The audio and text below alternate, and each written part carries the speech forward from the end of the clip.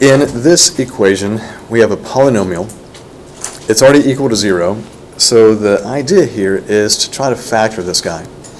Now technically this is something that would be classified as being quadratic in nature, but I don't need to go through the whole process and rigmarole of doing a u substitution. Instead, we recognize that we have a constant here, we have a variable expression x squared, and double that exponent is what you see here. So the hope here is that we can factor this. And the way you want to break down x to the fourth is just splitting that up half and half, so that's x squared and x squared. The rest of this is trying to find those factors of 36 that can subtract to 5. And those factors end up being 9 and 4. So when you incorporate the 9 and the 4 with the correct signs, you would have x squared plus 9 and x squared minus 4. So it starts off by being a factoring problem, and as we go through and do the zero factor theorem, you would then say that x squared plus 9 must equal 0, or you take the other factor, x squared minus 4, and you're going to set that guy equal to 0. Treat these guys as their own separate equations. Over here, you want to isolate that square, so x squared is equal to negative 9.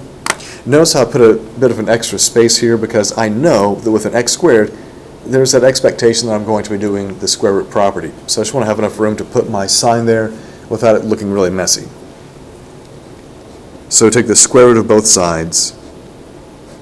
Remember, when you use the square root property, you must immediately put the plus or minus attached to that radical. X is equal to plus or minus. If I just had the square root of 9, the square root of 9 is 3, but I don't have just that. This negative factor on the inside leads to a factor of I on the outside. And now we move on to the other part. X squared minus 4 equals 0.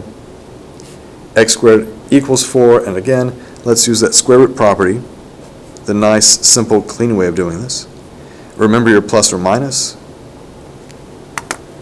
So x is equal to plus or minus 2. If you look back at the original equation, this was x to the fourth, so we expect to have 4 solutions. With a plus or minus here, that gives you 2 solutions, and then we get 2 more solutions from the other half. If you had to list all of your solutions and you couldn't do a plus or minus, you could list this as 3i, negative 3i, positive 2, and negative 2. So those are your 4 solutions.